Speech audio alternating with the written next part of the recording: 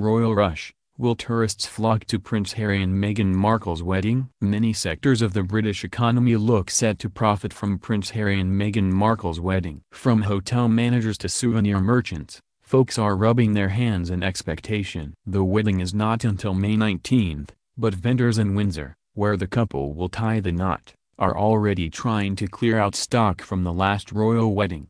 Souvenir merchants are, above all, looking forward to U.S. tourists. The Americans really spend a lot of money, one retailer said. That Harry's fiancée is a U.S. citizen and a well-known actress is one of a few reasons this wedding could be a financial boon to Britain. Financial consulting firm Brand Finance projects a boost of more than £1 billion, $1.9 billion New Zealand dollars, for the British economy in 2018 from the wedding festivities.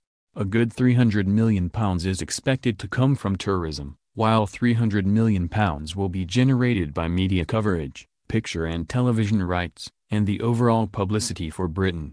Another £250 million could be spent on partying, according to Brand Finance. And then there's the Meghan effect, similar to the Kate effect caused by the Duchess of Cambridge. The clothing that Markle wears sells out almost overnight. This phenomenon could potentially generate as much as £150 million for the British economy. And lastly, souvenir items could bring in another £50 million. However, some question whether U.S. tourists will actually flock to Britain for the wedding. Oliver Yeager, chief executive of Forward Keys, which monitors 17 million flight bookings a day, said that there was no discernible increase in bookings for the UK as a consequence of the royal wedding. Caution is also being expressed by European Tourism Association CEO Tom Jenkins. Don't expect visitors from abroad to come for this royal wedding, it is a pageant for domestic consumption.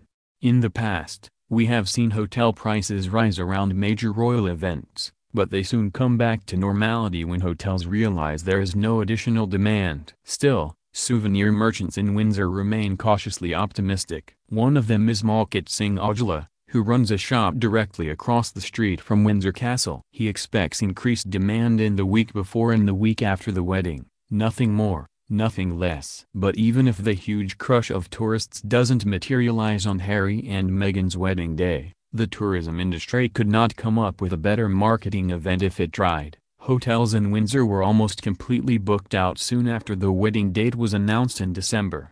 A likely explanation, however, is the large number of reporters from around the world expected to descend on Windsor for the event. According to the Office of National Statistics, there was an increase of about 354,000 visitors to Britain in April 2011, the month that William and Kate got married, up 15% on April 2010.